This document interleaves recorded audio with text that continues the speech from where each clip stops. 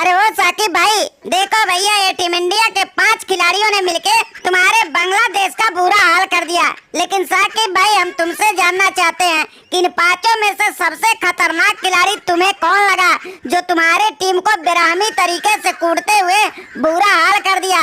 साकिब भाई, एकदम दिल खोल के बताना, क्योंकि तुम्हारा धज्जिया जिस तरह से उड़ा है ना, तुम छुपाना तो नहीं चाहोगे। अरे वो सनको भाई, देखो भैया, कल से हमारी हालत तो तुम देख ही रहे हो। और रही बात कुटाई का, तो इन ससुरी 5 ने जबरदस्त तरीके से मौका ही मिलते बुरी तरह से कूटा है। और सबसे खतरनाक और धुआंधार जो कोई कुटाई किया है, तो अश्विन अन्ना ही है। ससुरी वाले ने पहले पारी में जबरदस्त शतक ठोक के हमारी गेंदबाजी का धज्जिया उधेड़ दिया, और दूसरी पारी में बल्लेबाजी ना मिलने का इसके अंदर इतना क्रोध था कि ससुरी गेंदबाजी से 6 विकेट निकाल लिया। हाँ भाई साकिब, तुम्हें क्या लगा था कि ससुरी हम तुम्हारा इज्जत पाकिस्तान में किए थे, तो इंडिया भी तुम्हारा इज्जत इंडिया में करेगी? अरे ससुरी, इंडिया खिलाड़ियों के पास ना कोई राम नाम की चीज नहीं होती है, और जिसे मौका जहां मिलता है ऐसे ही बुरी तरह से कूट देता है।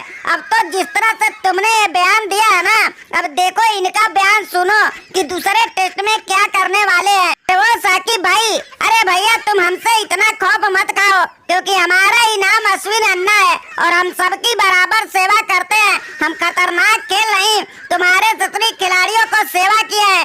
पहली पारी में बल्लेबाजी से मौका मिला तो तुम्हारे गेंदबाजों का सेवा कर डाला, दूसरी पारी में बल्लेबाजी ना मिला तो तुम्हारे बल्लेबाजों का जबरदस्त और धमाकेदार सेवा कर दिया।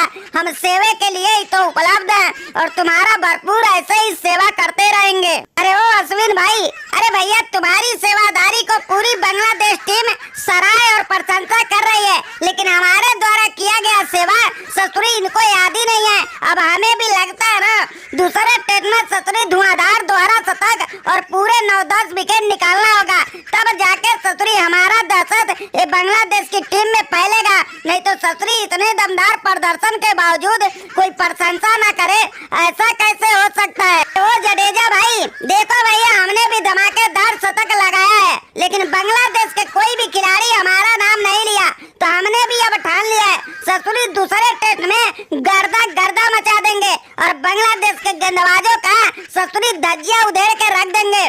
साकिब भाई, तुम अपने गेंदबाजों को पूरा तैयार करके आना, क्योंकि अब उनका बचना मुश्किल नहीं नामुमकिन होगा। और भैया, पहली पारी में हम भी तो खतरनाक गेंदबाजी करके दिखाए थे और ससुरी बांग्लादेश पर रहम दिखाते हुए मात्र 4 विकेट चटकाए थे। कम से कम उसका ही तो साकिब भाई तारीफ कर दिए होते, लेकिन तुमने हमारी तारीफ ना करके ना बहुत बड़ी गलती किए हो।